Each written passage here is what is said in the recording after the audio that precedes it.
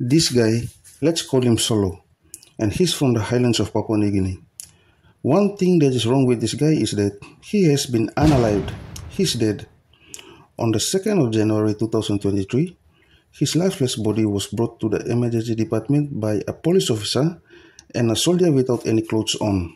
No proper information about his identity was given, so the hospital duty staff named him Unknown Tuesday, deceased, just to keep records in order.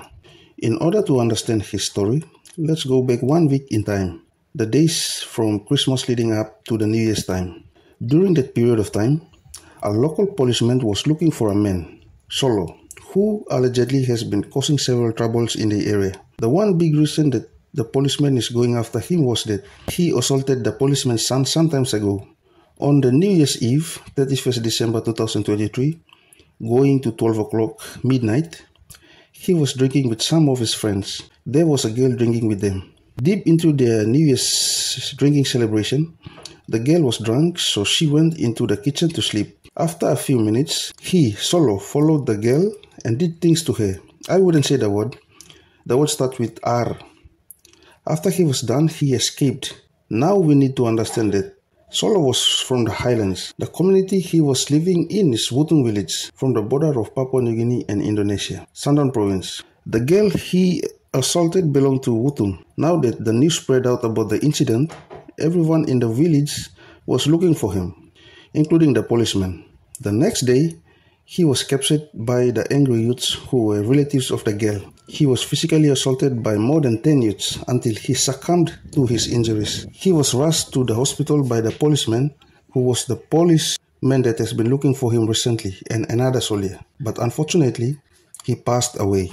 In the next 3 days, more than 15 youths from Wutung village were detained by police. Post-mortem reports, as was told, he received multiple blunt trauma to his head and multiple burns, allegedly from a flame of firecrackers.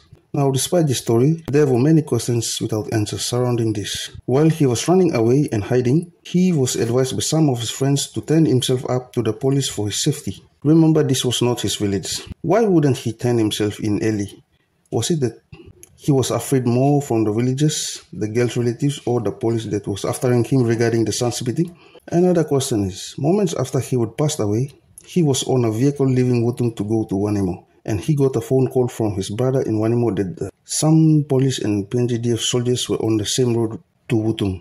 Instead of traveling into Vanimo, he jumped off the vehicle and ran into the nearby bush to hide. That's where he was found by the youths who badly beaten him up. That brings up another question again.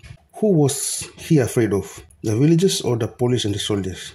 Why would he jump off the vehicle when he himself knows that it's dangerous? He offended those people already by assaulting their daughter. Another question is, after he was beaten by the youths, it was unclear whether he was still alive or passed away already. The known story to everyone was he was dead before arriving at the hospital. Remember, the same policeman and the soldier dropped him off at the hospital, and the drive from Wutung village to Vanimo hospital would roughly be around 50 minutes to 1 hour.